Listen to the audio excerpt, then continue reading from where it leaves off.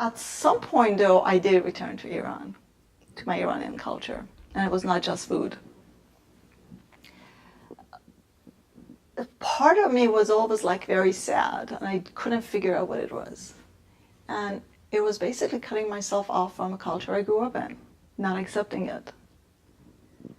And I came back to accept it little at a time.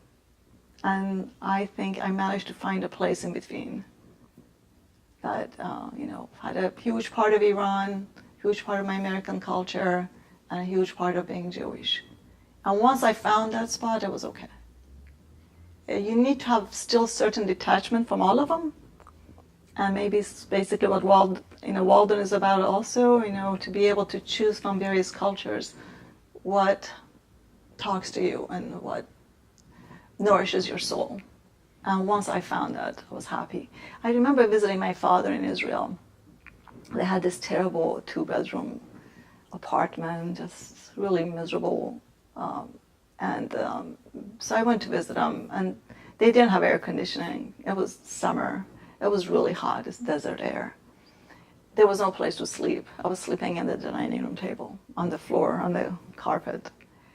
And somehow when I woke up in the morning, my father had opened the window and the desert air was coming in. It was really nice and cool.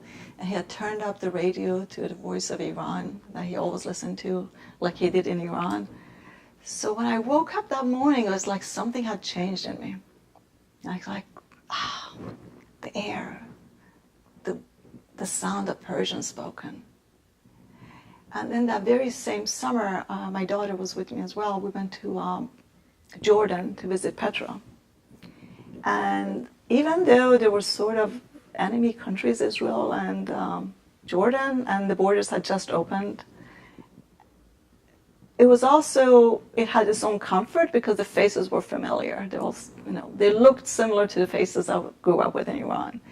And even though the language is different, Arabic is different from Persian, I knew the script, I knew some Arabic, and the food was so good. I was with my daughter, and somehow it all came together for me then, that I was not a citizen of one place, one country, that my country was in me, bits and pieces of each one.